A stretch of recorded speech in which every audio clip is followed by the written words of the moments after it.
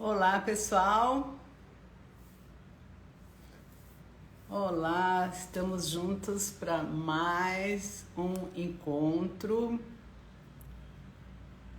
Bianca, Márcio, Júlia, bem-vindos, boa noite, Márcio, Aline, boa noite, Bia, Júlia, Silvia, querida. Boa noite, pessoal. Hoje a gente tem um tema bem interessante que várias pessoas já haviam me pedido aqui nos bastidores e é um tema muito relevante que pouco se fala. Aliás, eu praticamente não ouvi falar e é um tema realmente de bastidor, porque a gente está falando de irmãos. A gente costuma falar de mães, de pais, de relacionamentos afetivos onde existe abuso, mas será que existe abuso entre irmãos?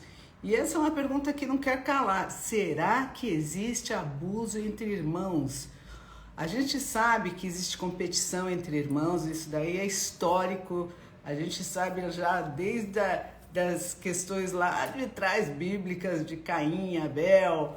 A gente sabe de todas essas histórias que existem. A gente sabe dentro do espectro da psicologia, né, que as pessoas, os irmãos, eles têm uma competição que é natural de saber quem é que vai ter o colo da mamãe, quem é que vai ter a atenção do papai. Isso daí é algo que até fortalece o psiquismo quando bem desenvolvido por um ambiente mais saudável, onde as pessoas acabam interagindo e sabendo que cada um tem o espaço e que cada espaço é único e indivisível dentro de uma família ou de qualquer outro contexto onde esses irmãos possam conviver. E daí, desses irmãos para a vida afora, né? Que na verdade a gente encontra ao longo da vida várias pessoas que podem significar irmãos também. E como será que nós vamos tratar esses irmãos, muitas vezes irmãos de alma, irmãos de trabalho, irmãos societários? Como é que isso daqui acontece na vida de cada um? Então, olha só, a Ariadne, querida, bem-vinda, linda, Vera, Patrícia. Então, como sempre, anotem suas questões, depois eu vou dar uma olhada total, podem comentar, anotar as questões. Se tiverem perguntas, podem anotar aí que eu vou dar uma revisitada e vou responder para todo mundo. Então, olha só, gente, existe abuso entre irmãos? Existe o que transcende sobremaneira o que significa essa competição natural que pode acontecer em algum momento da vida com os irmãos para saber quem é que vai ter, como eu acabei de falar, o colo da mamãe, ou a atenção da mamãe, a atenção do papai. Mas isso no desenvolvimento da vida, com as frustrações, com a questão do amadurecimento e da visão de dados de realidade, a gente vai percebendo que cada um pode ter seu espaço. Mas o que acontece em determinadas situações onde de fato acontecem questões que se sobrepõem ao que é viável, ao que poderia ser dialogável e que transcende qualquer tipo de movimento que pode ter uma discussão, questões diferentes, mas as coisas extrapolam de uma maneira que a gente pode dar o nome de perversa. E qual é a atitude desses pais? Será que eles vêm? Será que eles não vêm?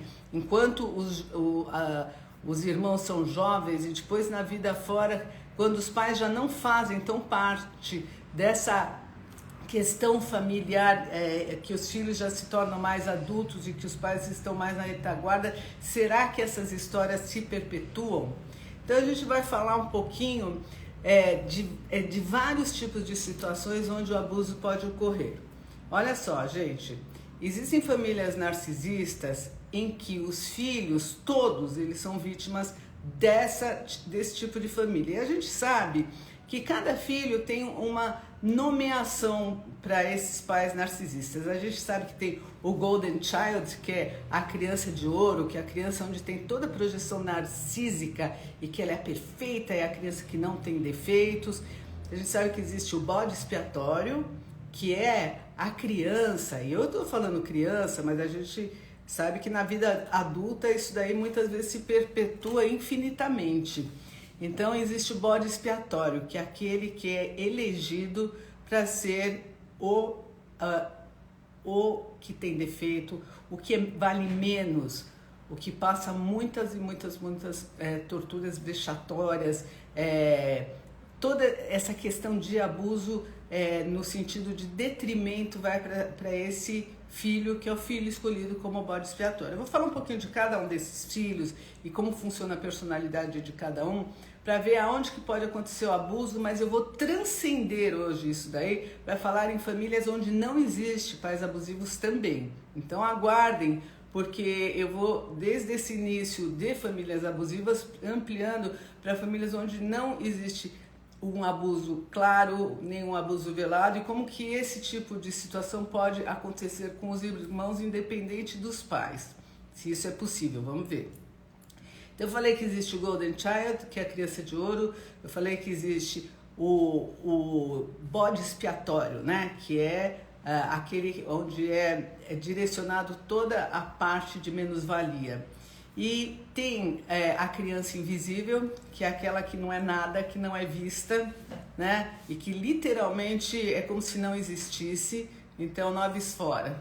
E a gente vê também nessas famílias abusivas o mediador, aquela criança que quer mediar as brigas e essas triangulações que acontecem. Então ela é a cuidadora da família, aquela que quer deixar tudo em bons termos, que vai ouvir a mamãe, vai ouvir o papai, vai ouvir os irmãos, e ela vai cumprir a função de intermediadora. E todos os filhos têm um sofrimento. Por que tem um sofrimento? Eu ia falar que esse tem um sofrimento grande, mas todos têm. Por que todos têm um sofrimento quando eles estão numa família narcísica?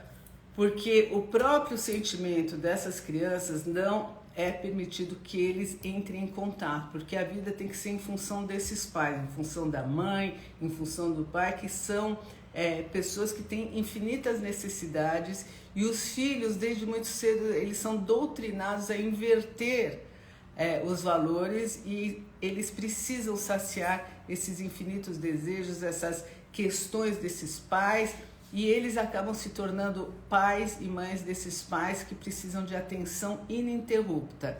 Então aquele tipo de família onde tem um almoço de sábado, as crianças são pequenas, então ou elas estão incomodando, ou elas nem são vistas, e sempre existe um drama ou algo maior que vai para a mãe, onde existe uma briga entre os pais, existe algo que acontece onde essa mãe chama mais atenção, se ela for a narcísica ou se for o pai. Então, de qualquer modo, as crianças nunca vão ser assunto, o assunto sempre vai ser os pais, e isso daí vai ao longo da vida inteira, não muda. Enquanto quem muda são os filhos, quem muda são as pessoas que despertam. As pessoas que têm esse tipo de patologia não mudam. Elas não entram em contato, elas não têm problemas, elas são vítimas da falta de atenção dos outros quando elas têm alguma questão a ser resolvida. Então, como que estão essas crianças? Elas precisam, de alguma maneira, para a sobrevivência delas, de receber a atenção desses pais como suprimento de vida, como amparo. Eu olho para você, eu te reconheço, e você é bem-vindo nessa família, você é amado, você é necessário nessa família. Só que isso daí, para esses filhos terem esse olhar de não desamparo, eles precisam amparar esses pais. Então eles são filhos que são, entre aspas, abandonados. Cada um tem um papel para receber esse olhar de afeto, essa brisa de afeto. Então, aquele que é o Golden Child, ele não é aquele que saiu vencedor numa família narcísica. Não tem vencedores nessa trama. Ele é aquele que ficou privado de de entender as próprias frustrações, de entender qual que é o limite, e de se entender como que ele está nessa realidade onde ele também não é visto como pessoa, e sim como um ideal. Ele é uma perfeição idealizada desses pais. Então ele também não está sendo visto e também não tem a oportunidade de fazer um autoquestionamento e precisa ficar simbiótico com esses pais, sendo a extensão narcísica deles. Então existe muita dificuldade dessa criança se individuar, dessa criança ir para fora dessa simbiose, para fora dessa projeção. Ela não tem essa oportunidade. Então ela vai também, entre aspas, matar e morrer para continuar nesse status, porque esse status de ser o golden child, de ser a criança de ouro, é o status que dá o olhar desses pais narcisistas para eles. Então ele também é um refém. Isso que é importante vocês saberem. O bode expiatório, ele é aquele que ele percebe a trama, que ele em algum momento ele acorda, em algum momento percebe que está sendo massacrado injustamente. É aquela pessoa que vive às voltas dos pais para satisfazer esses pais, para ter essa brisa de afeto. Muitas vezes eles transferem isso daí, na maioria das vezes, para as relações afetivas, para relações com outras pessoas, porque são reféns de uma eternidade de sensação de falta de bem-estar em qualquer lugar onde eles possam estar. Então se eles estão no trabalho, cai um lápis lá no fim do corredor, eles acham que a culpa é deles e que eles têm que arrumar a história.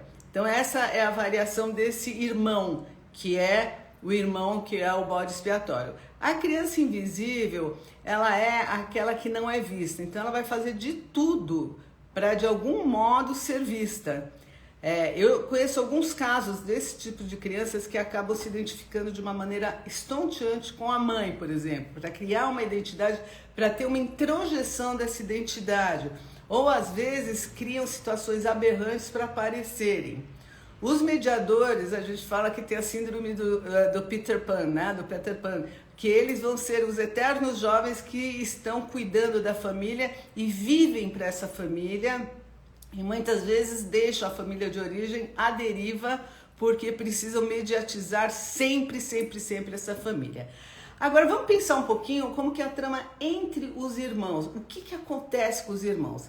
Essa mãe narcisista, ela vai triangular. O que significa triangular? Ela nunca vai parar de promover uma competição entre os filhos, mesmo eles tendo esse papel, ela nunca vai parar porque ela precisa ser a magnânima, então ela vai impedir que esses filhos se reúnam para entender o que de fato está acontecendo. Ela vai dividir, do mesmo jeito que o abusador isola as vítimas e deixa como se ele fosse o soberano, o único detentor de toda a verdade do mundo e fragiliza as vítimas, a mãe faz isso como história de vida para esses filhos. E a punição dela é de fato, além da ameaça do não amor, são doses muito fortes de gelo, de não falo com você, de depreciação abusiva de todos, menos do Golden Child. Como que ficam essas crianças, esses irmãos? Eles vão crescer odiando o outro, porque todos precisam ter a atenção, vamos dizer no caso dessa mãe, todos precisam dessa atenção. E quando eles precisam dessa atenção, o arqui-inimigo é o irmão, que pode ser que ele é o querido da vez dessa mãe que vai triangulando. Então existe uma série de rasteiras que esses irmãos vão dando um no outro, porque todos são carentes de afeto. Isso é real, isso é muito forte, isso é legítimo. Eles são de fato carentes de afeto, tem uma sensação de desamparo muito grande e é dramático, porque esses pais, eles colocam os filhos assim como se fosse aqueles que vão querendo, aquele que vai querendo pegar o queijo e nunca consegue pegar o queijo, não é? Então um acaba sendo inimigo do outro e cada um com esse papel que foi colocado. Então um se sente vítima e existem aqueles que abusam de uma maneira estonteante. Agora vamos lá ampliar, porque assim, isso daqui fica sendo cruel e realmente existe esse tipo de abuso, e não existe olhar nem desse pai e nem dessa mãe, o que aumenta demais o tipo de abuso, para dar um limite, porque tudo vai ficar em função desses pais. Esse é um ponto. Depois eu vou dar uma olhada em tudo que vocês estão escrevendo. Esse é um ponto.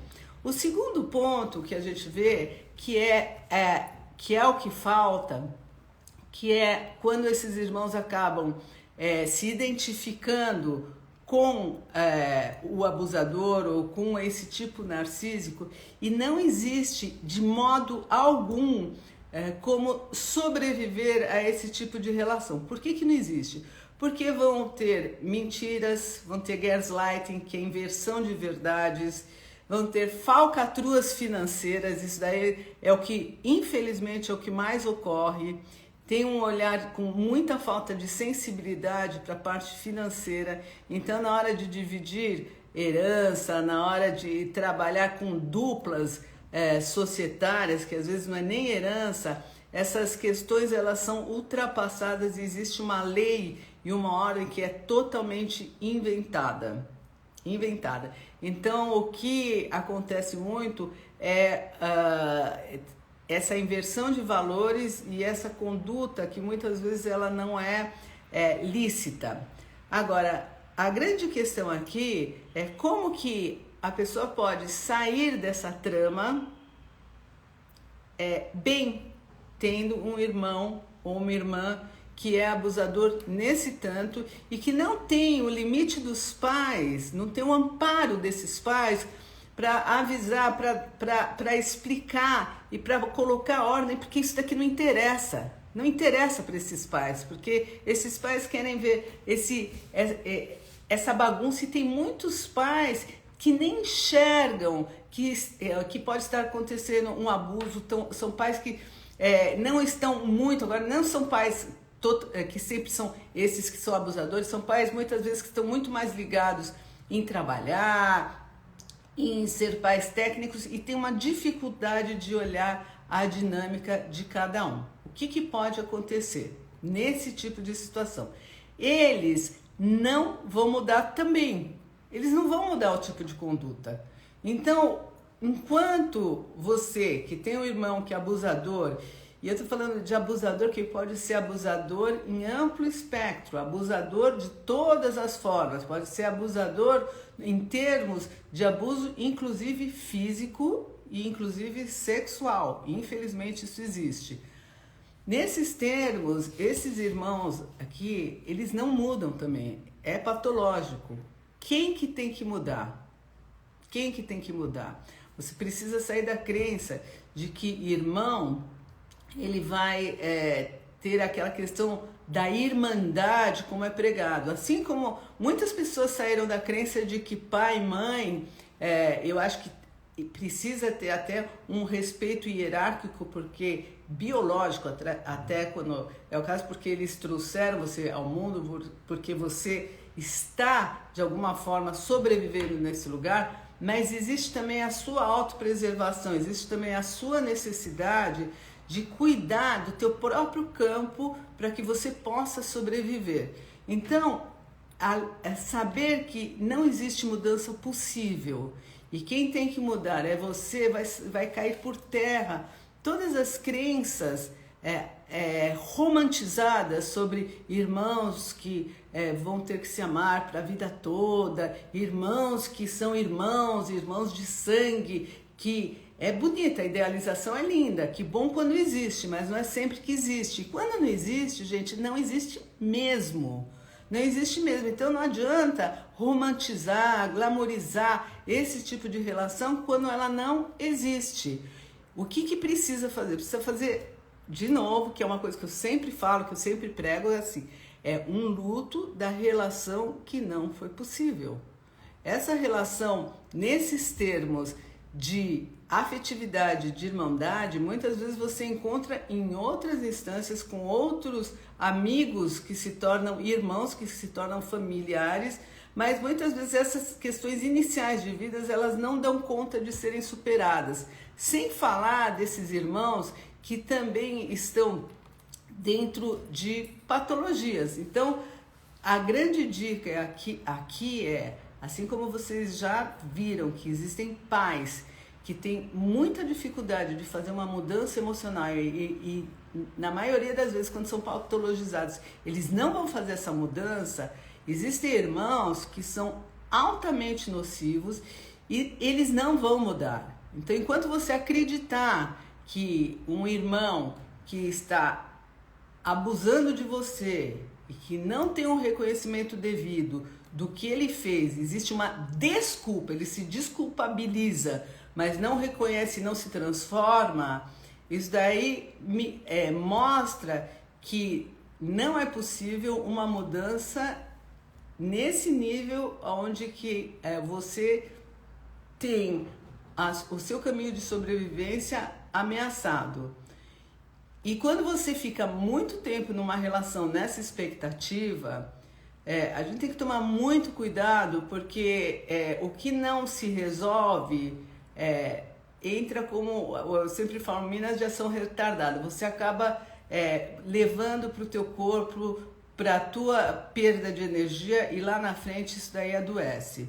Então, ousar trilhar novos caminhos, ousar buscar novas expectativas e ter outro tipo de vivência, fazendo um luto daquilo que não foi possível, é o caminho para você se libertar e para você ter o teu processo de individuação e ver que a vida pode ser bem diferente do que esse tipo de contato com a expectativa de que esses irmãos sejam diferentes. Então dá para continuar na família? Em alguns casos sim, dá para continuar e muito na família, só que sem expectativa, tá? Sabendo qual que é o seu limite e o que você pode fazer, até onde você pode chegar e como você pode se proteger. A sua idealização de irmãos que são irmãos, que tem aquele afeto enorme, ela pode ser uma expectativa romantizada e não dentro de uma realidade. Então, o alerta aqui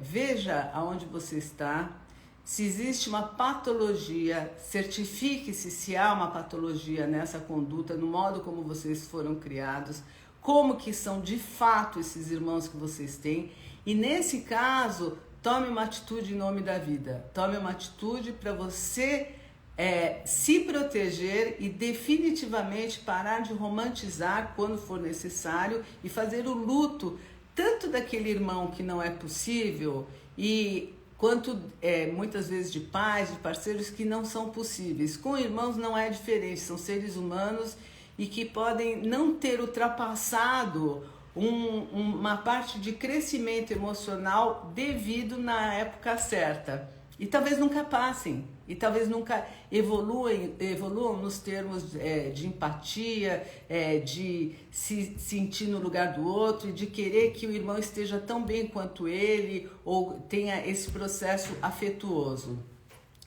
Eu vou dar uma olhada aqui, gente, no que... Deixa eu dar uma olhada aqui e eu vou responder algumas das questões que vocês me colocaram aqui, ó. O meu objetivo é dar orgulho para minha mãe. Sou parecida com ela, mas percebo que se eu falo a mesma coisa que meus irmãos, sou criticada. Estou até com ciúmes de uma das cunhadas que é o oposto do que me ensinaram. Então, esse é o momento para você dar uma olhada e ver que lugar que você ocupa, o que de fato faz sentido para você, o que é importante e não só nisso, mas além dessa questão dessa trama familiar, porque é muito desgaste de energia em relação a esse pedido de atenção ininterrupto que já vem de muito tempo e que traz a questão do alimento, de não se sentir desamparada, de sentir que você tem valor. E certamente você tem valor independente desse tipo de olhar também. Tá? E ficam horas falando com ela e pouco comigo. Sou trabalhadora, me arrumo, determinada. Olha, você tem um valor enorme. A cunhada é desleixada, fala boião, preguiçosa, falsa. Pois é, então aí está a questão. Se você sabe que você tem o seu valor, existe essa trama, enquanto você estiver perturbada com isso, você vai estar dentro dessa trama querendo ter o seu lugar ao sol, e quanto mais você puder ser você mesma, independente dessa expectativa, existe a chance sim de você ser vista por não pedir tanto para ser vista e saber quem você é. É uma chance, não quer dizer que isso daqui vai acontecer. Olha,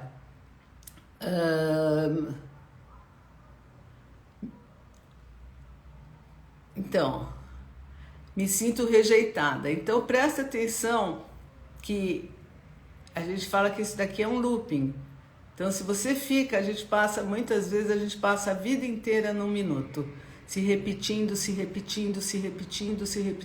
com os mesmos dramas e a mesma dor emocional, tá? E essa repetição é um pedido para você sair da repetição, para você entender que às vezes existem outros mapas, outros rumos, outras situações que possam te dar prazer e possam te dar motivação e sentido para a sua vida. Porque se a tua vida gira em torno desse sentido, desse looping, você corre o risco de passar a vida toda nesse mesmo minuto, variando alguns cenários, mas no mesmo minuto emocional. Então, aqui é um pedido para vocês despertarem, é uma ideia para vocês despertarem, para saírem desses lugares onde as pessoas só se repetem.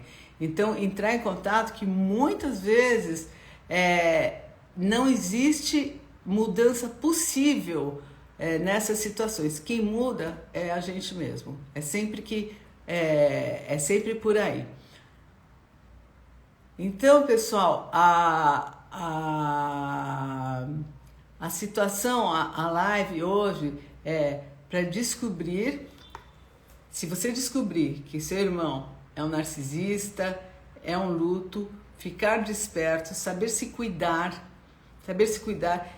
zerar expectativas de mudança e saber que você pode pôr o limite. E se o seu irmão ele repetir a ameaça que a sua mãe ou seu pai fala assim, olha, se você não fizer do jeito que eu quero, eu rompo com você. Enquanto você estiver com medo desse rompimento, você não avança. Então, quando você perder o medo desse rompimento, mesmo com irmãos, isso não quer dizer que você vai romper, mas se precisar romper, inclusive emocionalmente, que é o melhor, né? É você romper esse tipo de trama abusiva.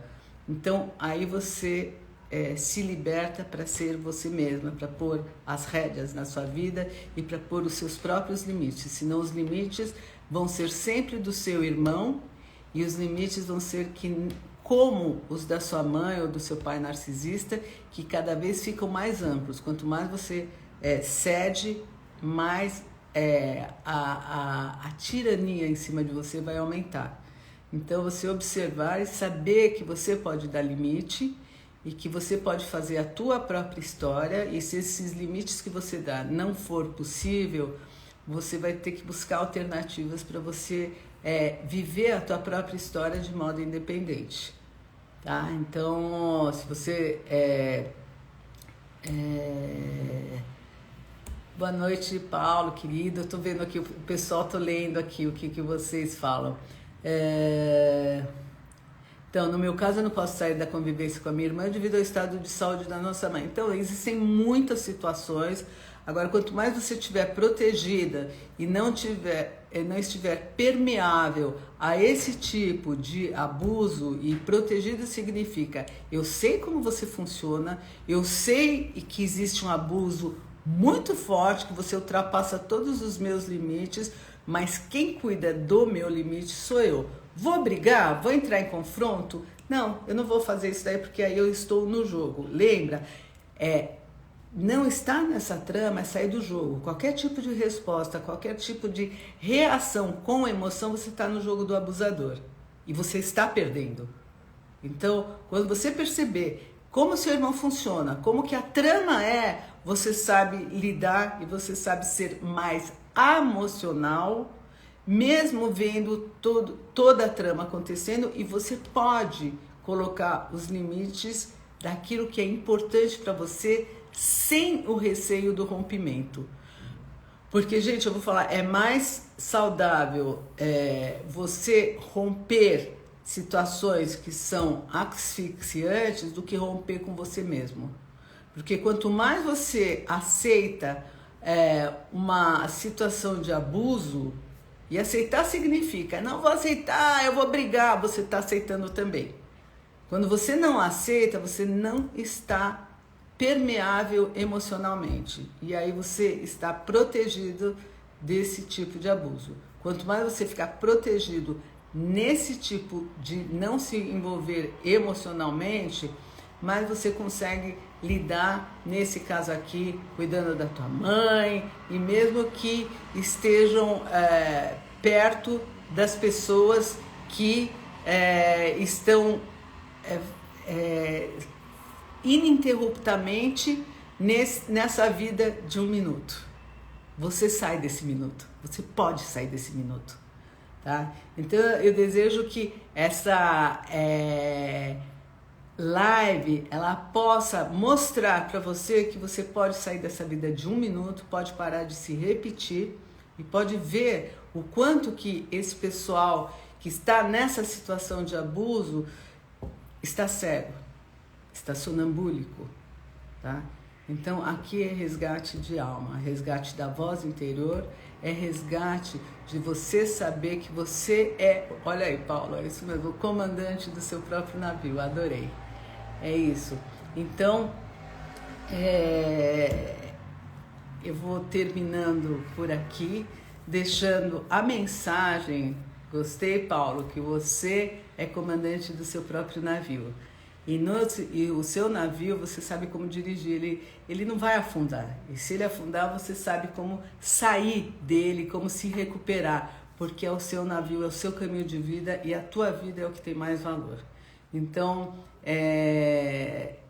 desejo que vocês tenham entendido que o pior rompimento é o seu rompimento com você mesmo, quando você ultrapassa todos os seus limites de sobrevivência em nome desse outro que é um abusador, certo? Então eu vou deixar para vocês um grande beijo e quanto mais despertos melhor, e desejo que vocês, cada um do seu modo, encontre o caminho para que vocês possam ser cada vez mais legitimamente vocês mesmos e que possam perceber as pessoas que estão passando a vida inteira em um minuto. Que vocês possam ter uma eternidade de muitos, infinitos momentos diferentes, criativos e inusitados, sem precisar ficarem presos em tramas abusivas. Então, um grande beijo para vocês e até a semana que vem.